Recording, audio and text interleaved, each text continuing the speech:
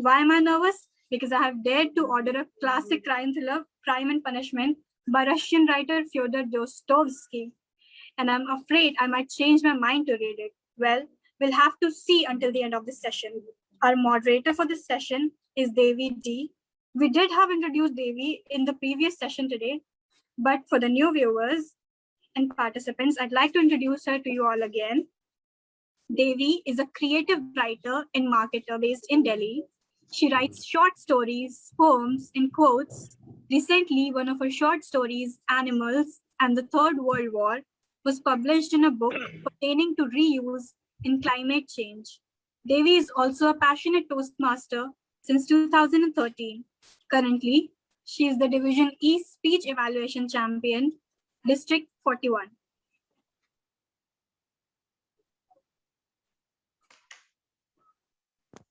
Thank you so much, Laiba. Thanks for that wonderful introduction. But I would just like to correct that I was not the champion. I was just a finalist in the 2014 speech evaluation contest. But anyways, thanks a lot for your warm introduction. A warm good evening, everybody. Once again, we are here for yet another session. This is one of my favorite sessions because it is based on one of my favorite genres, that is crime fiction. So the topic is why a crime thriller writer titillating the masses.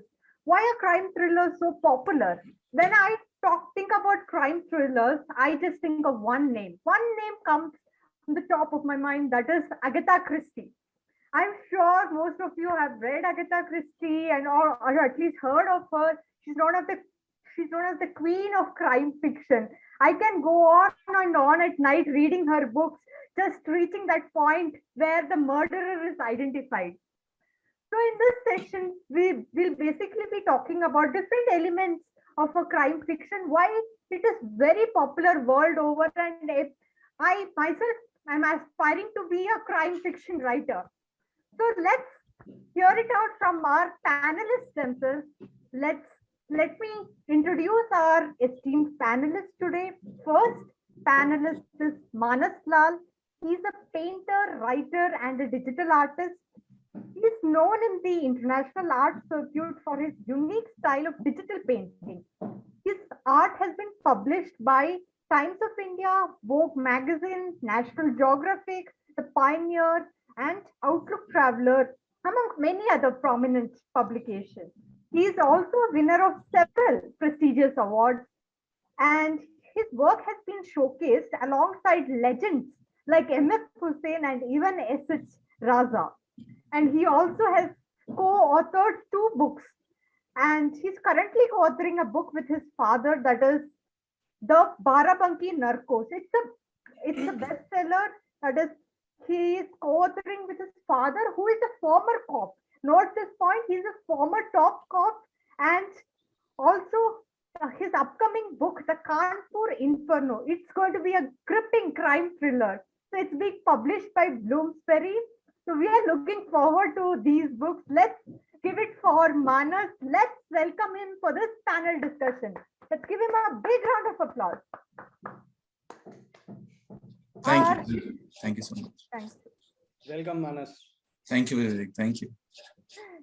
Our next panelist is Vivek. Vivek is a full-time banker in the economic life, and is a biking enthusiast and adventurer.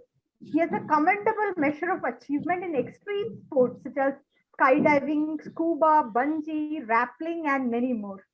At the age of 35 years, he set out to achieve a long cherished dream of becoming a published author, and even spent 5 years pursuing it. His first book, The Secret of the Stolen Idol, was a success, having drawn immensely from his experiences of his life in Goa, his travels and adventures. He's currently writing a fiction tale in horror genre and a management non-fiction. So we are looking forward to your books as well, sir. We are so glad to have you here. Welcome to Phoenix Literature Festival. Let's give him a big round of applause. Thank you. Now let me straight away come to the point and start off with the discussion. Let me start with Manas. So, Manas, why do you think crime fiction these days are very popular? They have a huge fan following. What makes crime fiction so special? Crime is something which is happening all around us, but we often don't want to be a part of anything criminal. Yes. So what happens is that, it is that kind of thing which catches the fancy of a lot of people, because the involvement of people in law enforcement or in crime per se is minimal. So it's a world which is so close yet so distant. So when you get a peek into that world through writing, somebody else's writing, it's always wonderful. Yes, And I think yes. Vivek is a classic example of a crime fiction author who is not necessarily trying to titillate the masses. I think titillate is a word which is often used in a negative sense. But I think the effort he's making is to, inspire and kind of grip you as a crime thriller should by the dint of his own hard work in understanding characters and then bringing nuance into his writing. So I believe that there is often this talk about titillating the masses.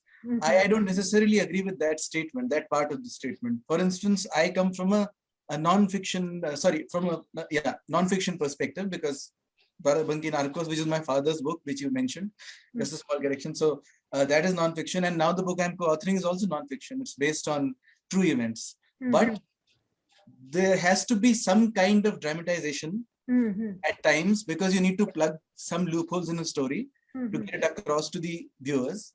That does not in any way mean that you're taking away from the essence of the story, or you're exaggerating it to an extent where you're deliberately trying to titillate the masses, because truth is often stranger than fiction, as they say. And also, I mean, as far as crime fiction goes, I love reading crime fiction. It inspires me a lot when I'm writing non-fiction. And the reason it does so is because this is a genre which gives you the ability and the opportunity to keep the reader hooked. It gives you a chance to create mystery, intrigue. Yes. Right? It's one of those things which you can at times even visualize if the writing is good.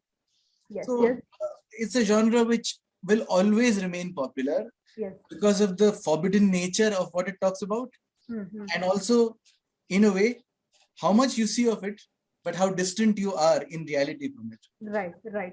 That's very well put. You get a sneak peek into those events which you would have probably not been part of. That's very well put.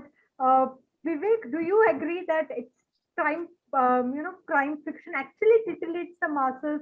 And how difficult or easy was it for you to write a crime thriller? How difficult or easy do you find this genre? See, like Manas said, titillating may or may not be the exact word. Anything that triggers a response is a aspect that all authors or writers are after.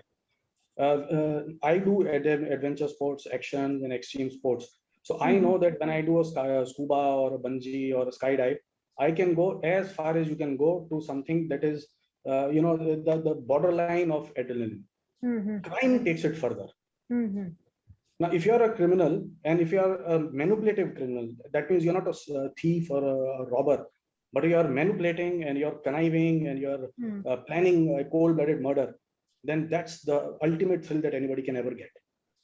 So while a criminal's thrill you or Manas may or may not want to enjoy, but certainly reading about it titillates everybody. Yes. Whenever you get a newspaper, everybody reads the goriest of details of a murder, or particularly of vulnerable people, young babies, rapes. Everything is everywhere on every paper. And even if it starts on a headline page and the details are on page number 13, people will skip to page 13 and read about that first before coming back to page 1. So crime thrillers have been there forever and will continue to remain in everybody's libraries forever. Now, how and what you write about the crime thriller to make it popular is what this topic is about. So in my view, every story has to have very beautifully written characters, a plot, subplot, twists, everything else. But with crime thrillers, there are other aspects that are very important. Each and every page in a crime thriller has to have a role. That role is not to be disclosed in the earlier parts of the page of the book.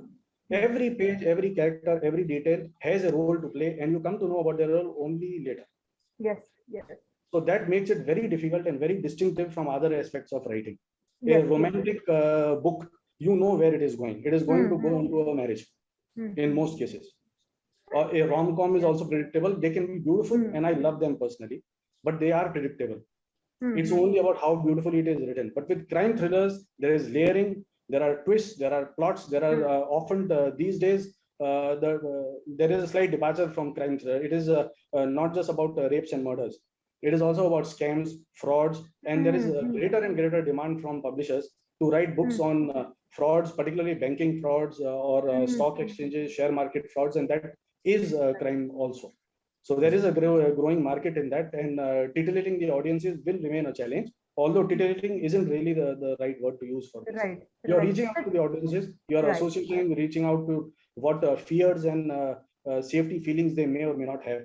You want to scare your audiences enough through the book, and only to leave them relieved that they are not the victims. That is how it works. Very, very well put. That intrigue factor hooks the readers, and that's why they like the crime fiction more. So my next question to Manas is, who is at the heart of a crime fiction book? Is it the murderer, detective, or the crime itself? I'm glad you asked me that question. So I'll take the example of, say, the Barabanki Narcos. It's a book which talks about busting a drug cartel. So you do have an idea of what will happen eventually. But then there are several lenses of telling the story. One is the lens of the addicts themselves. So those are the characters which you layer, because the common person connects with each and every one of those characters, because drug addiction impacts all of us in some way or the other. Around us, we see people, friends, family, suffering on account of being addicted to one or the other drug or alcohol for that matter. So you need to be very personal in telling each story. Because all of these characters in this book in particular, I felt like the most important people were the victims of the crime. And in the upcoming book which I am writing, I believe an assassination of a politician is the central theme around which the entire book revolves. And that politician and why and how he was assassinated. So his character and the criminals form the nexus of the book. So I think the approach will vary from one book to another, depending on the subject you have taken. But I do believe that unless you have nuance in your characters, as Vivek said, unless you layer them, and that cuts across characters, you will never be able to establish that connect with the reader, which a lot of good writers do. So I think the sense of writing good crime, not fiction or fiction, is to layer your characters and to bring out those aspects of their personality which are human, which the reader can connect with. So for me, I'll just say this, that to step into the shoes of a criminal is not easy, because I am not one. So I have to think out of the box. That is very exciting as a writer, and then very exciting as a reader too, because you get to think like a criminal. You get to imagine yourself as this mafia don who's doing something which is wrong, and you try and understand, okay, what are his circumstances? What has made him reach this point? Why is he doing certain things, or why is she doing certain things? So that is where the entire fun of being a part of the genre in any way, as a reader, as a writer, as even a publisher, I presume, comes into play. And I am certain, as Vivek said, that this thrill will never go away. It just keeps coming, because every crime has a different nature. If the first book was around hardcore policing and busting a drug cartel, the second book is about controlling communal riots. So when these things, it just keeps happening and the intrigue keeps building. And I believe that a historical perspective, which Vivek has also used very well in his book, incidentally, something which, aids crime authors greatly.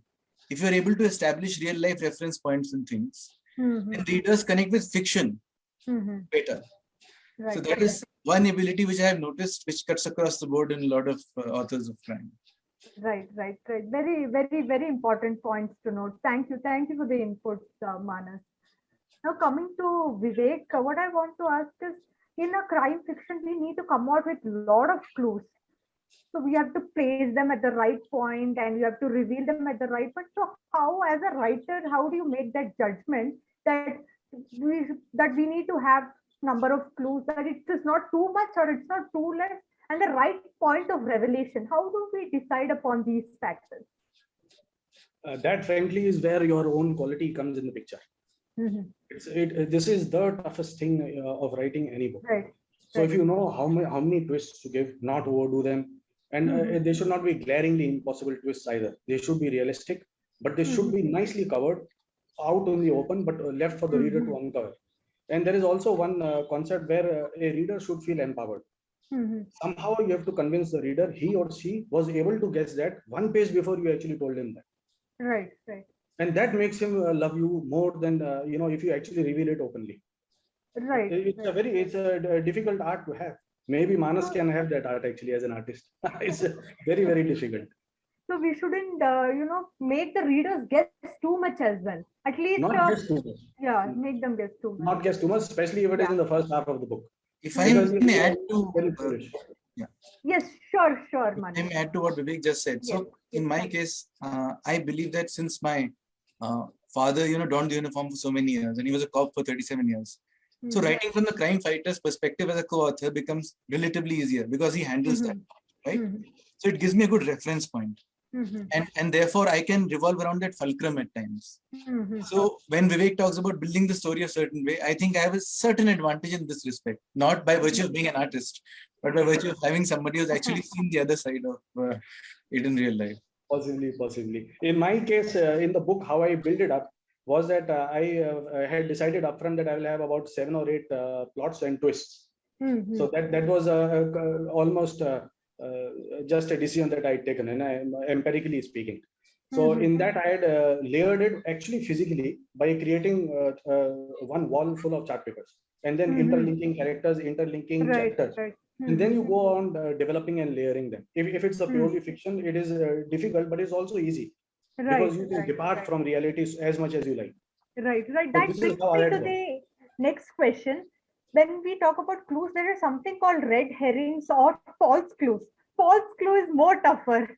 Like, do you follow any techniques or any specific aspect to cover the false clues? How to come out with false clues? This is for both of you. Any of you can choose to answer. Yeah. No, the beauty is that there should be no false clue at all.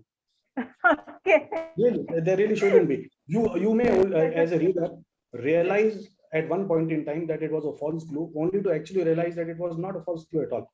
And it is not difficult. It sounds very difficult, but it is not. So if you have a bunch of false clues, red herrings, then it really goes awry. See, in the case of the true crime I have written so far, and I am writing, there were a lot of false clues which happened in real life. So that kind of comes into the story. So it also gets taken on a ride. But those chapters are written exclusively from the investigator's perspective. So whose perspective you're writing from is extremely important, right? So I entirely agree with Vivek that in a different kind of book where you're not writing true crime, you're writing crime fiction, maybe having too many red herrings is actually something which will take away from the essence of the story. Right. That's very rightly put. So now, what question I have next is, when we write a crime fiction, we need to have some idea about the criminal procedure, what's happening, police procedure, what's happening. So how in-depth knowledge should you have? Like, what is a basic level of knowledge is enough, or should you actually go practically understand to write better? So how should we go about with it? Okay. So may I take that, Vivek? Yes, sure. So the Barabanki Narcos was based in a time from 1984 to 1986. And there were certain sections of the CRPC, the Criminal Procedure Act, and the FPC, which came into play when writing the book. Apart from researching those, we went all the way to Barabanki, dug out old police station records, read the FIRs, understood everything which was there on paper, and made sure that we stuck to each and every nuance, because we were writing something which was non-fiction. So we do not have the liberty necessarily to, deviate too much from what is actual procedure. Because when you are writing something which is procedure based and you promise the reader that it's non-fiction, I must tell you that police work, when done correctly, can be very thrilling. And so are our sections of law. So a good understanding of what the law not just reads like, but also implies is important, because that is how you also build a story. You want to make sure that at a certain point in the story, the reader does feel that, okay, this law does apply to that criminal.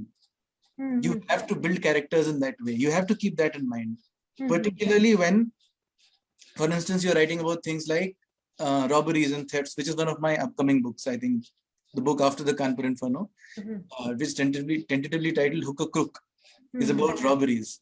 And there, there are several sections of the criminal procedure code which come into play. And so you need to know exactly how to build the story, so that when you do actually convey to the reader that, okay, this is how this person was, booked and how justice was delivered in a given case, the reader should also feel convinced that the law has been used correctly.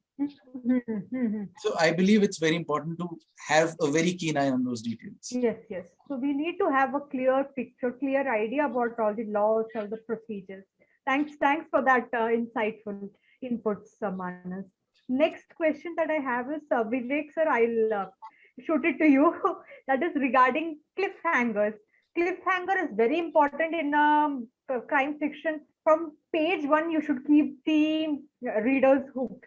So any techniques or any suggestions for you to come out with cliffhangers? I face this problem a lot when I'm writing my novel. So I've rewritten because I'm not happy with the ending. It's not intriguing or suspenseful enough. Like any techniques that you can share? See, I go back to the complete basics of writing when it comes to trying to raise the crescendo. So generally, I will start a chapter. My chapters decrease in size as you read the whole book. So I start with bigger chapters, and within that chapter, the sentences and the dialogues or the paragraphs, they keep getting smaller and smaller. And there is a sudden twist or a sudden detail or a sudden piece of information, vital information, or a character who pops up right in the last 4 or 5 lines of that particular chapter.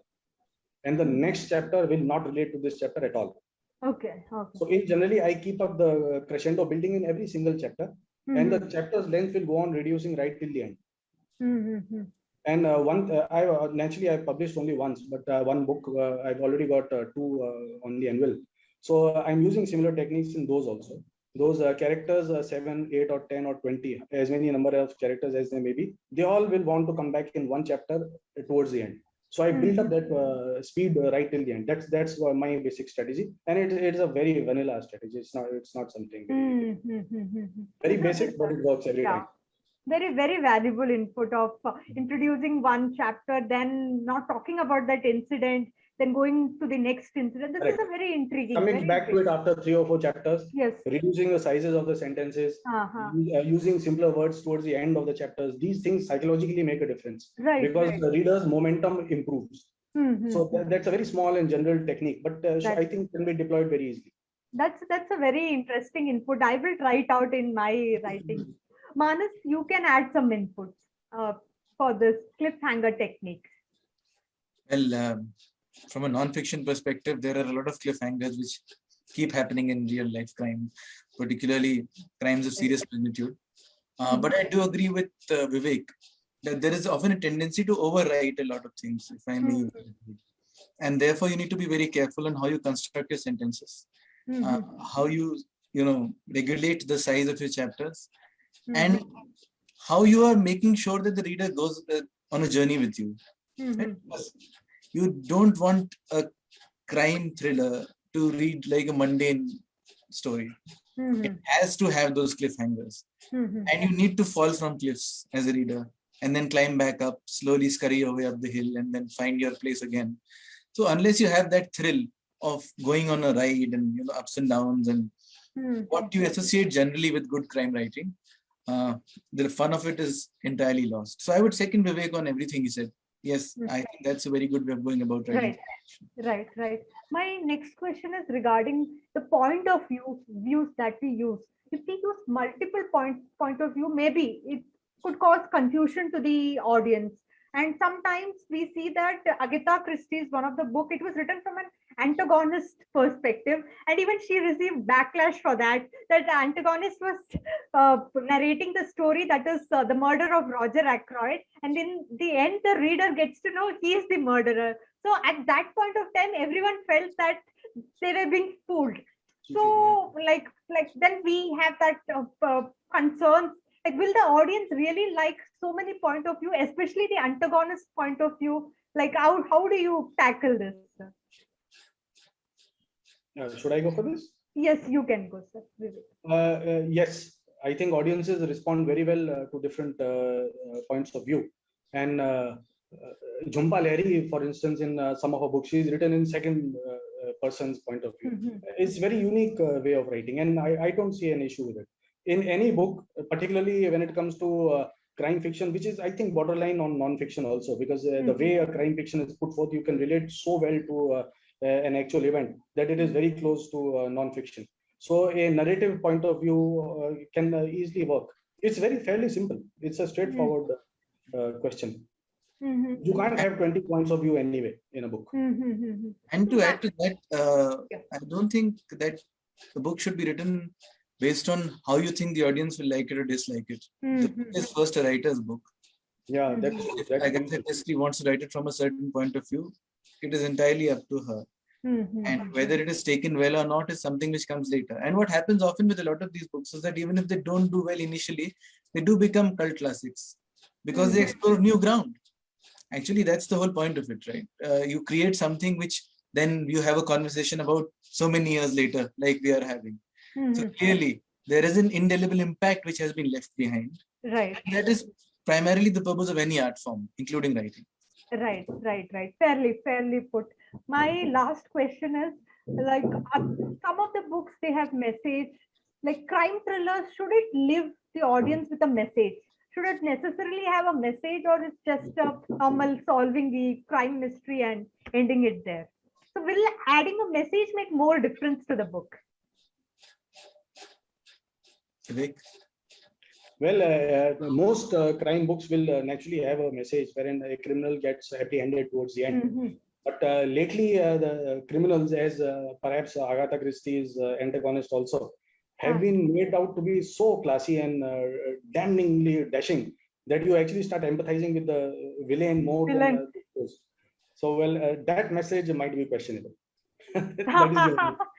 Otherwise, in general, all crime theories or books or fiction, non-fiction will generally have a message that you will end up, in the coolers eventually. Right. I entirely agree with Vivek that when you are exploring the ills of society, when you're talking about a negative aspect, then obviously anybody who's tackling that situation does bring in a lot of positives: grit, determination, honesty, all principles. So there are messages hidden in every single chapter. Right. It depends on the reader whether they want to take those messages or not.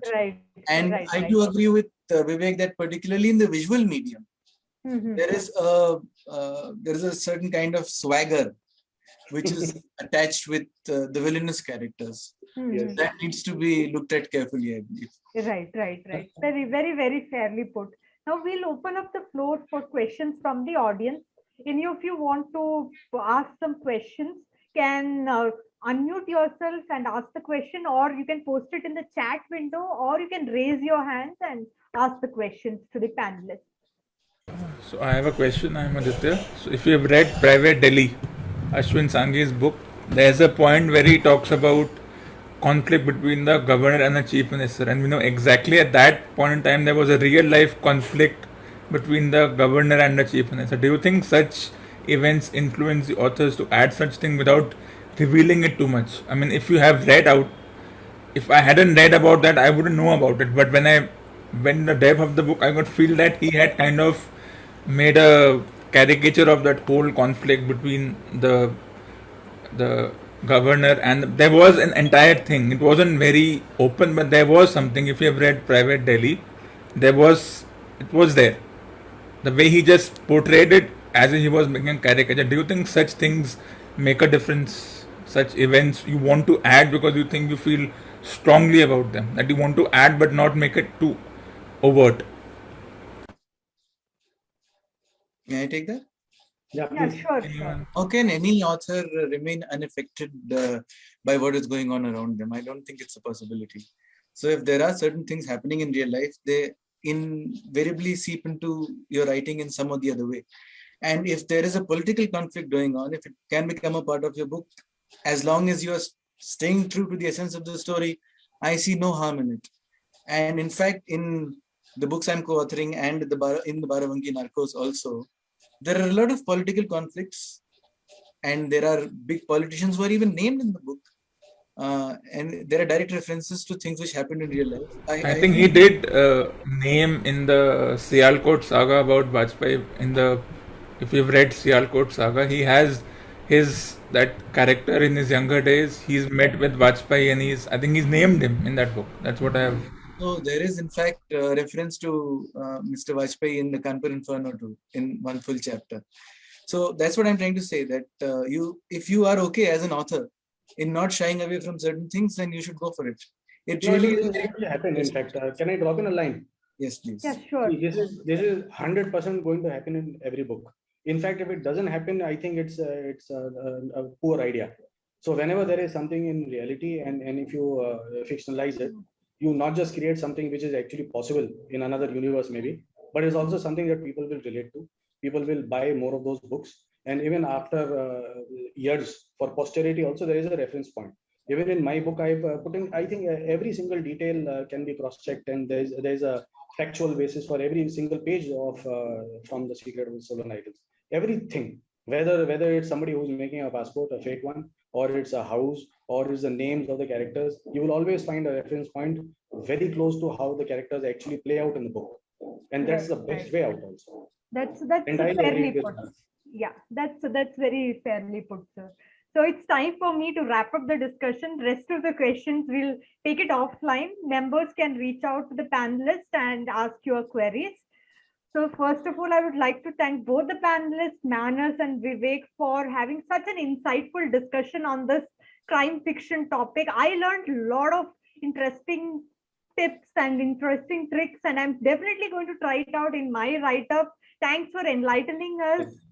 On behalf of Phoenix Literature Festival, I'd like to thank you, and let's give them both a big round of applause.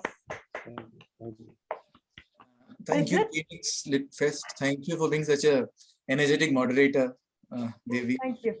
Thank you, Vivek. It was a privilege sharing the stage with you. And I would also like to put in a word for the Bookbakers Literary Agency who put us in touch. So thank you very much.